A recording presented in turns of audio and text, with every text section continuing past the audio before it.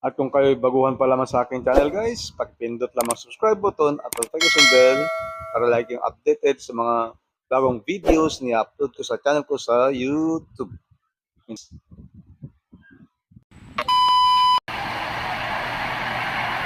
Dito sa seldang ito sa PNP Custodial Center mananatili si dismissed Bamban Mayor Alice Go. Ang seldang ito rin ang naging kulungan noon ng isa pang high-profile detainee, si dating Senadora Laila De Lima.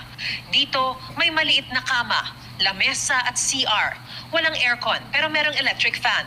Bawal din ang gadgets kaya kinuha at inilista na lang ang lahat ng ito nang pumasok siya sa kulungan. Katulad ng ibang detainees, may schedule na kailangan sundin para sa mga bibisita. Siya po ay itatrato bilang ordinaryong detainee katulad po ng ibang na-detain po dyan sa loob po ng custodial facility. Limited po ang kanyang movement.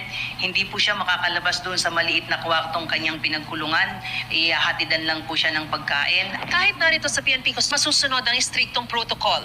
Inuutosan din ito ang PNP Custodial Center na dalhin ang akusado sa pagdinig ng alas 10 ng umaga sa Lunes. Hinihikaya salita na si Alice Guo kaugnay sa mga sinasabi niyang natatanggap na death threat. Pero kahit hindi magsalita ay iniimbestigahan na rin naman daw ito ng PNP at isa sa posibleng pinagmumulan daw nito ay dahil sa mga nalalaman niya sa POGO operations.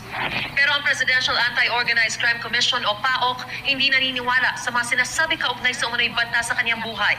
Sabi pa ni PAOC Executive Director Undersecretary Gilbert Cruz, kung talaga raw ginusto ni Guo na sumuko, bakit nagpalipat-lipat pa siya ng bansa at nagbago pa ng Thank you for watching guys.